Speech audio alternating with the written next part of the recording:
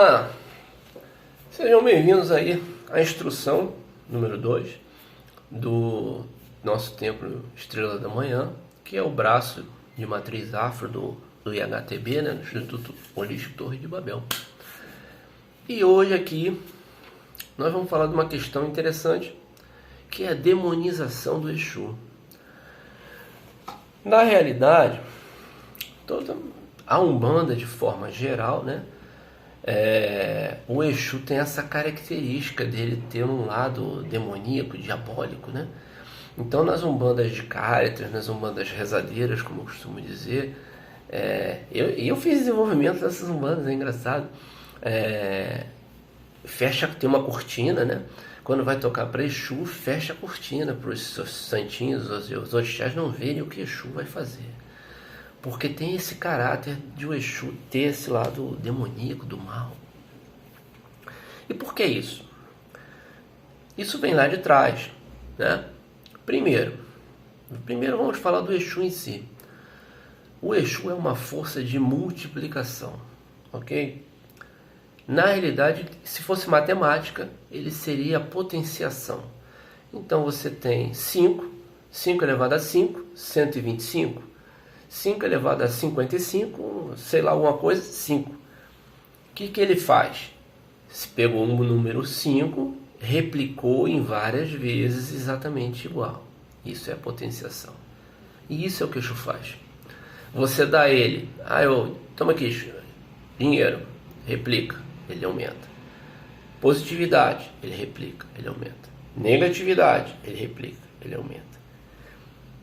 Não sem nenhum caráter moral, de julgamento, ética, nada disso. Ele é uma força replicadora. Então, por isso que todo mundo quer. É amor, replica.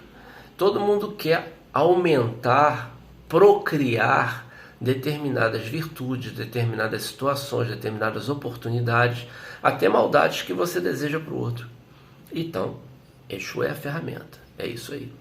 Então, mas agora vamos a essa questão da procriação, da multiplicação.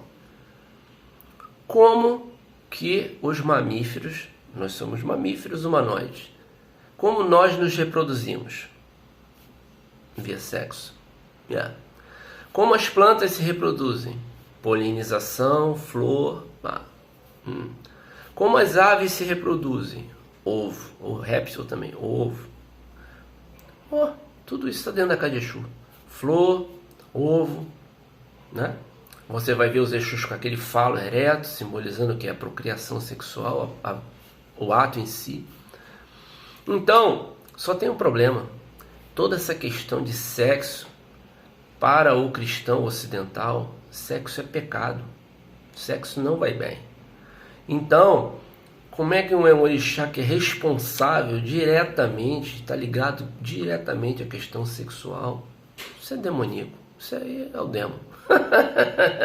Então, virado. Ainda tem outra questão.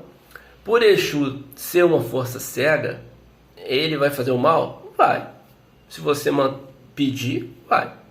Então, na realidade, o Exu não é bom nem mal. O Exu é uma força bruta replicadora.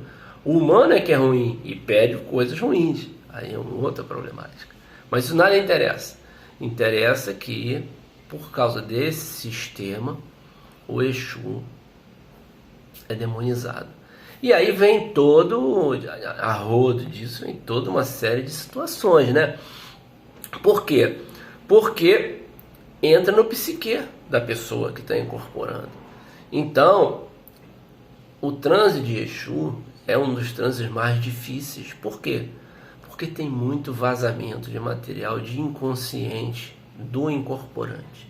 Então, o que você vê como resultado final?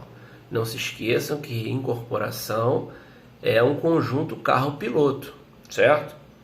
Você está sendo canal, você está cedendo espaço, corpo, mas você não está em coma. Então, ok. O que vai acontecer? Qual é o material de inconsciente quando destapar esse ralo aí que vai sair? Não vai sair nada? Ou vai sair um monte de ratos e baratas? Às vezes sai ratos e baratas. Então o que acontece? O que são esses ratos e baratas? No comportamento feminino, você vê o quê? Uma sexualidade, um erotismo desenfreado, né? Falando português claro, é aquela putona, aquela coisa esquisita. Isso pertence ao mundo de Exu? Não, não pertence. Mas está vazando, que é a hora daquela mulher, ou da maioria das mulheres, botar para fora toda a sua sexualidade reprimida pelos valores sociais, né? Normal. E o homem?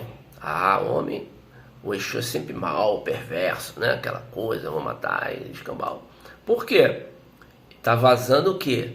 Ele está extravasando toda a violência contida. Ele foi multado, não pôde bater no guarda. O chefe deles foi injusto com ele, fez alguma coisa ruim, ele também não pôde, teve que absorver.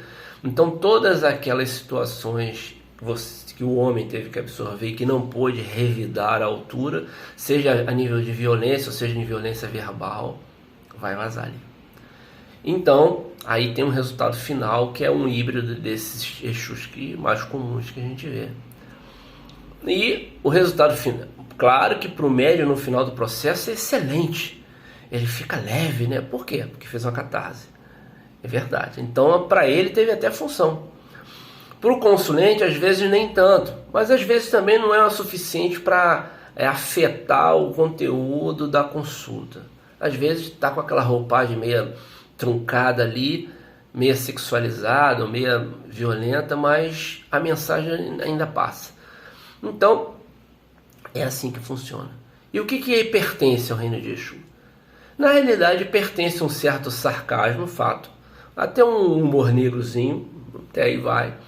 Uma sensualidade sem erotismo também vai, porque ele está conectado a essas questões do sexo, e isso vai entrar na psique da pessoa. Mas para por aí. Então, é difícil. É um transe difícil? É. O transe de Exu e o transe das crianças, eu considero como sendo o mais difícil de brecar esses vazamentos de material de inconsciente. E por causa disso, a gente vê esse Exu, a roupa, né? Como é que fica a vestimenta? Fica tudo nessa base. Uma coisa meio Drácula, né? Aquelas capas e tal. Aí é um miscelâneo do imaginário, né, popular sobre o que pertence àquele mundo meio diabólico, meio sensual. E o Drácula se encaixa bem, né? As versões, né? É uma coisa meio sensual, tem aquelas mulheres e tal, ele bebe sangue. Então essa visual da capa do Exu tem um pouco a ver também com isso. E assim por diante. Mas são simbologias fortes também que ajudam a pessoa a se conectar mais com isso também. Também tem função, né? A nível de assistência. Aqui já nem tanto. Mas num terreiro convencional tem. Então, o tempo inteiro vocês vão ouvir falar isso. Num terreiro convencional. É importante vocês entenderem que o fato de a gente ser alternativo não nos faz melhor que ninguém. É apenas uma outra maneira de fazer, certo? Porque eu detesto isso. Eu mesmo, se fosse assim, eu não ia tocar nos outros terreiros. Eu adoro tocar. Pode ser o terreiro que for.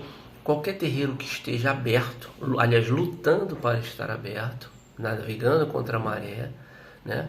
A maré cultural, a maré da dificuldade financeira, ele tem todo apoio e tem enorme valor para a preservação da nossa religião. Saúde, paz e prosperidade, e fiquem conosco até a próxima instrução.